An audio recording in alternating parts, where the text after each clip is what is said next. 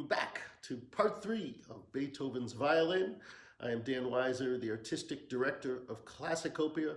Marcia Collig and our president and I welcome you for the third final of these concerts. I hope you've been able to see the past two over the last couple of weeks. If not, you can always see them on our video page.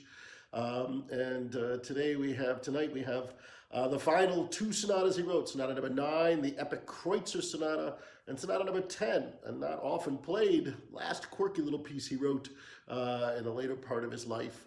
We really hope you've enjoyed this journey into the mind of one of our great composers. A huge thanks to Tim Schwarz, my friend and colleague from the Peabody days. Also thanks to Frances Borowski for her wonderful video editing help. And a huge thanks to my late father who painted the glorious paintings in the background. That just gives such a wonderful vibrancy to my living room here in Baltimore. So enjoy the final part of our Beethoven's Violin series. Our first piece on our final Beethoven violin program is his 9th sonata, better known as the Kreutzer Sonata. This was his longest, his most virtuosic, and most passionate of all the violin sonatas he wrote. And it really should not be called the Kreutzer Sonata. Kreutzer was a well-known violinist in Paris for whom Beethoven dedicated this piece when he published it in 1805. Kreutzer actually never played the piece. In fact, said it was utterly unintelligible. Didn't really like this music. I think Beethoven thought maybe he could get something through Napoleon if he dedicated to Kreutzer, who was Napoleon's favorite violinist there in Paris. It should be called the Bridge Tower Sonata. This was actually a piece written for a very well-known violinist at the time named George Bridgetower, who had a fascinating background. His mother was Polish of German descent. His father was Abyssinian, then a kind of big empire that it's really modern-day Ethiopia. So he was half black, half white. He was known as the mulatto Bridgetower. But had a kind of wild side about him that really matched well with Beethoven. And he was making a tour from Poland across Europe in 1803 and came through Vienna. And Beethoven met up with him, liked him immediately, and began to write this incredibly concerto-like piece where both the piano and the violin feel like they're playing concertos competing against each other at times. It's just a fiery dialogue that often they seem to be just talking over each other, the violin and the piano. The two men got along famously. They did this premiere with very little rehearsal. In fact, Beethoven didn't have time to write a third movement for it. So he took the third movement that he had written for the 6th violin sonata a year earlier, which we did last concert. He didn't like that for the 6th sonata. I thought it was too wild. And he put it on to this one. It's kind of like a great tarantella, like a riding, galloping horse. And it fits much better here. Although Beethoven didn't even like it. He meant to sort of change this one at times to match the power, probably get back to the minor mode of the first movement, but he never did. And there's a beautiful second movement with these very long theme and variations that seem like they're from a different world than the first and the third movements. What happened to Bridgetower is apparently there was some quarrel between Bridgetower and Beethoven where Bridgetower said something nasty about some woman that Beethoven liked, and from then on Beethoven refused to talk to him and just shut him out. Bridgetower was really lost in history because of that. This is a piece that really sort of goes to Beethoven's incredible power and the fact that he saw himself as almost godlike in his composition. Once, it was around this time, Beethoven had said, "Music is the mediator between the spiritual and the sensual life. It is a higher revelation than all wisdom and philosophy. It is the one incorporeal entrance into the higher world of knowledge which comprehends mankind, but which mankind cannot comprehend. Music is the wine which inspires one to new generative processes. And I am Bacchus, who presses out this glorious wine for mankind and makes them spiritually drunken." With that kind of ego, it is sort of appropriate that Schumann had said, "Nature would burst should she attempt to produce nothing except Beethoven's. And he, of course, didn't really care about the violinists like Kreutzer, who said this piece was impossible to play. He once said to a violinist, I know that God is nearer to me than to others. Do you believe that I ever think of a wretched fiddle when he speaks to me? It's also wonderful that Beethoven's music sort of led us into this romantic period with that power and awe. And there's a wonderful quote by E.T.A. Hoffmann, who himself was both a composer and a writer and an artist.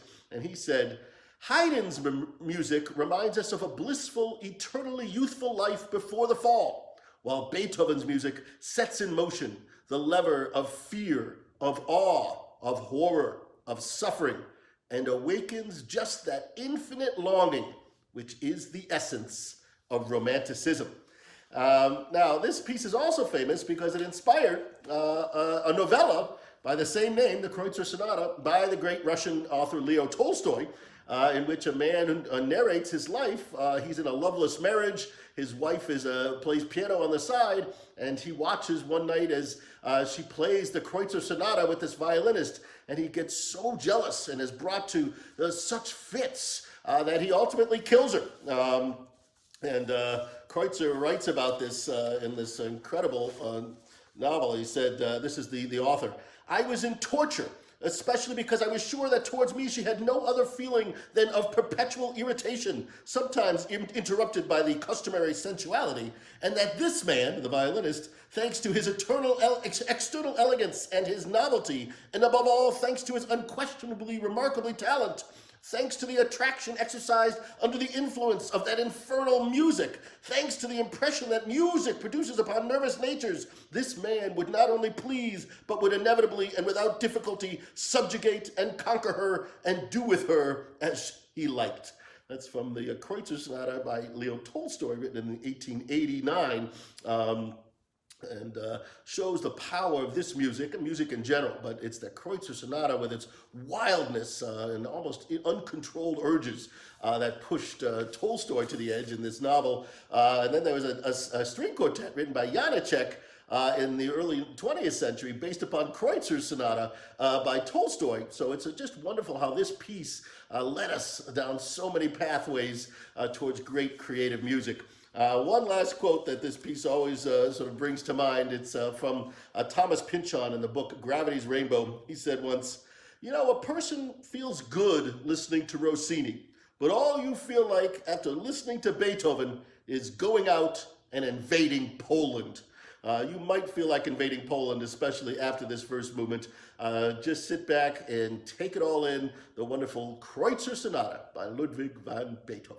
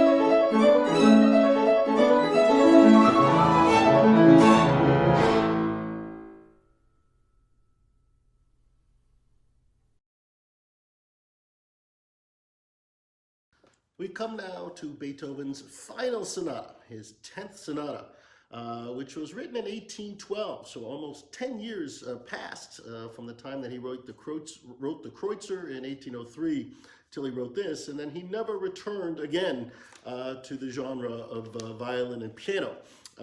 This sonata was actually written for a specific occasion.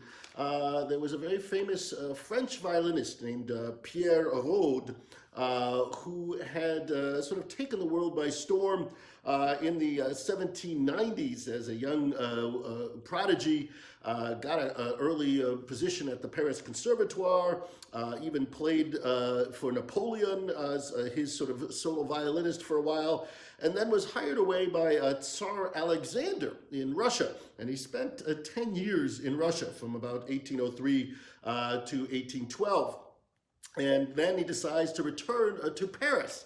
And on the way back, sort of stops at many places along the way to give concerts, to show off a little bit. And one of the stops is Vienna. And Beethoven is asked to write a piece for Rode. And so he writes this. The pianist who he writes for is his patron, the Archduke Rudolph, who had been very supportive of Beethoven, had studied piano with Beethoven, was apparently a pretty good pianist, not phenomenal. When Beethoven was once asked how good he was and whether he played very well, Beethoven said, when he is feeling just right.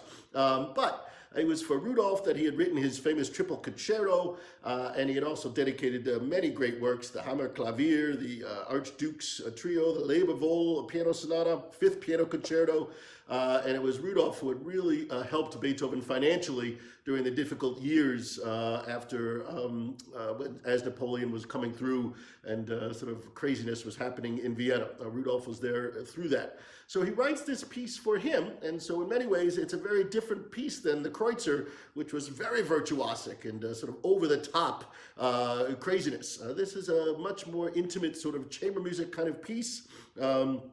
Rather quirky, and again it sort of stands at that fault line between Beethoven's middle period, when he sort of petered out a little bit, and then starts up in his last period where he begins to sort of find this transcendent music that we still have a difficult time understanding. It seems that he's not even speaking to actual people.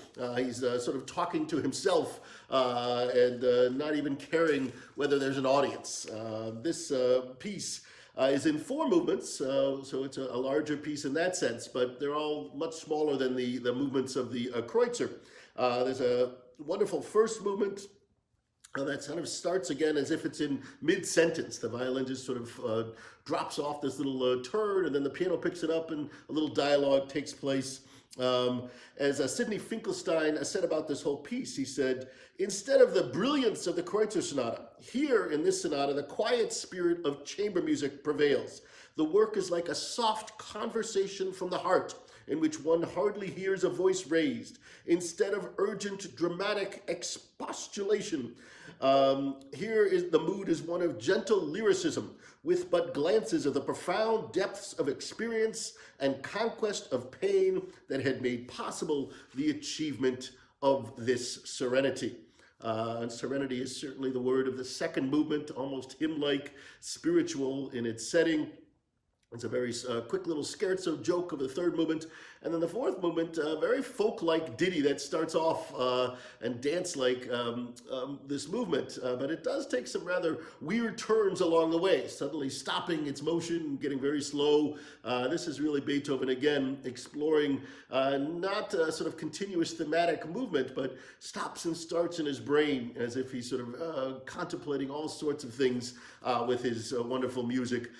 So we hope you enjoyed this final one of Beethoven's Sonata, Sonata number 10 in G major, written in 1812.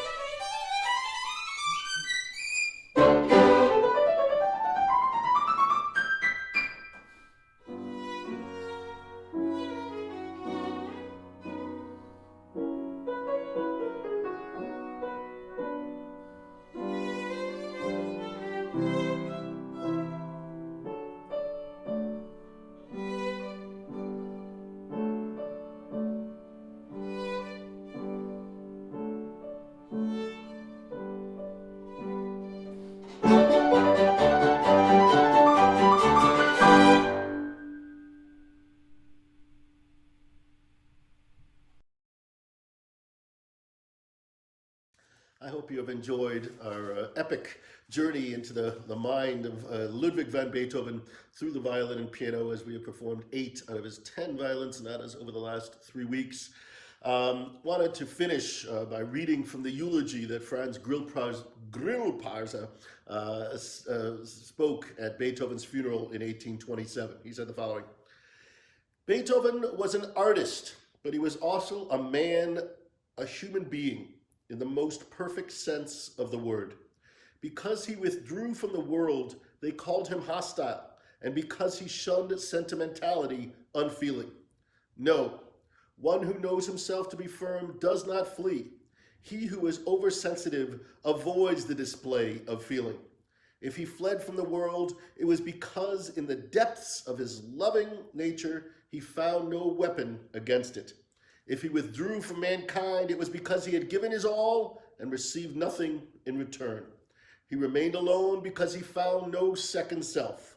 Yet until death, he preserved a human heart for all humanity, a fatherly affection for his kin and his possessions and lifeblood for the whole world. Thus he was, and thus he died, and thus will he live for all time.